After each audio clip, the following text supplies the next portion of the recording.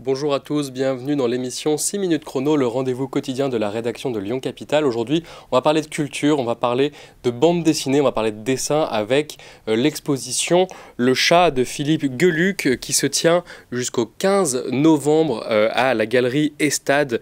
Et pour en parler, nous recevons Isabelle Nicolas, qui est la directrice de la galerie Estade Lyon. Bonjour Isabelle Nicolas. Bonjour. Merci d'être venue sur notre plateau. Alors voilà, on le rappelle, le chat, c'est ce personnage emblématique, pince sans rire, mi-philosophe, mi-humoriste, dont le père, le dessinateur, est Philippe Geluck, cet artiste belge. J'ai dit dessinateur, il est aussi auteur, comédien, chroniqueur. Il est multicasquette, il fait beaucoup de choses.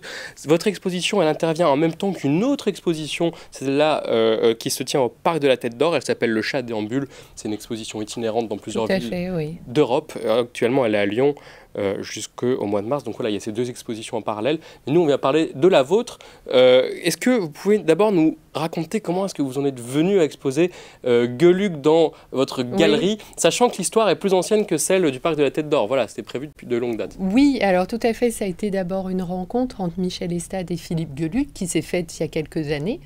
Et au cours de laquelle ils ont eu l'envie commune de préparer une exposition. Après, il fallait savoir quand, parce que Philippe Geluck est un artiste aux multiples talents, mais à l'agenda bien rempli, avec une actualité très très dense. On le voit justement avec l'exposition qui a lieu au Parc de la Tête d'Or en ce moment, mais aussi il y a la préparation de son musée qui ouvrira en octobre 2027 à Bruxelles. Il y a la sortie de son 25e album, le 25 octobre. Oui, donc il a une actualité prolifique. Voilà, il y a l'exposition musée Mayol à Paris. Donc tout ça, c'est que l'envie était là, mais le moment, il a été tout trouvé quand Philippe Geluck nous a appelés il y a quelques mois en nous disant je vais faire une exposition Le Chat déambule, donc qui a été présentée dans plusieurs villes de France et puis en Belgique aussi. Et donc l'exposition était prévue au Parc de la Tête d'Or à Lyon. C'était le tempo parfait pour présenter l'exposition en parallèle et régaler les Lyonnais avec cette double actualité autour de Geluck. Et alors, je crois que c'est déjà un carton plein. Je sais que vous avez commencé ce week-end à ouvrir. Oui. Il y avait déjà beaucoup de monde. Beaucoup de monde tout au long du week-end. Qu'est-ce que vous êtes venu, qu'est-ce que vous exposez, qu'est-ce qu'on vient voir dans votre galerie? Je le rappelle, elle se situe sur les quais de Saône. 61 quai Saint-Vincent. Voilà, ça va être Lyon 1, Lyon 1er, à ce niveau-là, en face de la gare Saint-Paul. Quels sont les objets que vous montrez? Qu'est-ce que vous donnez à voir? Alors, on présente aussi bien des acryliques sur toile, des dessins originaux, des acryliques sur carton, mais aussi des sérigraphies, des digigraphies et des sculptures. Alors, les sculptures ne sont pas monumentales comme celles du parc, mais certaines qui sont exposées au parc sont présentées en modèle plus réduit, mais 60 cm ou 30 cm à la galerie. Donc l'exposition est très variée, que ce soit en termes de technique des œuvres ou de sujets. Et comment est-ce qu'elles ont été sélectionnées? Comment ça a été pensé, cette exposition? Vous pouvez nous expliquer un petit peu? Philippe Geluck pense vraiment une exposition dans son ensemble. Il nous a présenté, il nous a proposé ses œuvres parce que justement, les sujets, vous avez des choses très variées et vous vous ennuyez pas une seconde. C'est impossible de s'ennuyer dans une exposition Geluck.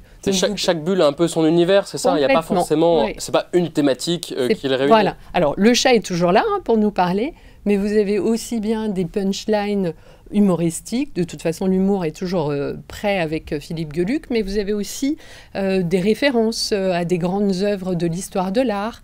Vous avez plein de niveaux de lecture qui sont possibles avec les expositions de Geluck. Alors, vous me faites une bonne transition. J'allais vous demander, est-ce que pour venir voir votre exposition, ou même celle du Parc de la Tête d'Or d'ailleurs, il faut être un super fan du chat et de Philippe Geluck, ou est-ce que on peut aussi juste être un amateur modéré, mais néanmoins amateur, de bande dessinée et de l'univers du chat? Est-ce qu'on peut s'y retrouver pour quelqu'un qui n'est pas forcément un aficionado absolu? Complètement, oui. Vous pourrez faire l'exposition juste en vous baladant et en étant amusé et charmé par ce chat, et tout aussi bien en lisant le chat avec cette deuxième lecture, parce que Philippe Geluck a une culture artistique très profonde et qu'on retrouve dans ses œuvres, avec des ponts, avec des œuvres C'est un les peu œuvres ça de qui l'histoire de l'art. caractérise, enfin qui explique sa popularité aussi. C'est peut-être qu'il y a à la fois cette profondeur de chant, dans le sens, dans l'humour, même peut-être, on le disait, quasi philosophique, Oui. avec presque une forme d'haïku. Hein, c'est très court, Oui, très efficace. court. Et en même temps, on peut rester à la surface des choses et y trouver son compte et trouver un humour. Exactement. C'est un peu ça l'esprit, comment vous le voyez? Tout à fait. C'est pour ça que ça peut toucher aussi bien des familles avec des enfants qui seront amusés par le chat que des amateurs d'art qui verront des ponts, voilà, avec Soulages, avec Aleginski, avec Mondrian, avec De Vinci. Voilà, il y a cette profondeur voilà. de chant qui est assez extraordinaire.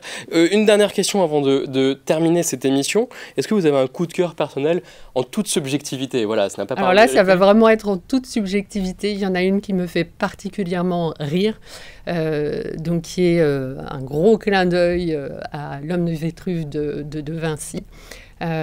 Et qui m'amuse particulièrement.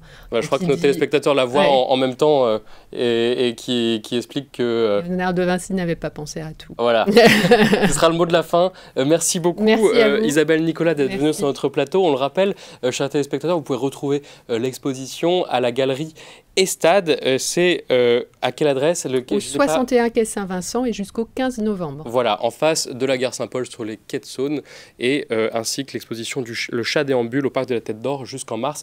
Merci d'avoir suivi cette émission. Je vous dis à très bientôt.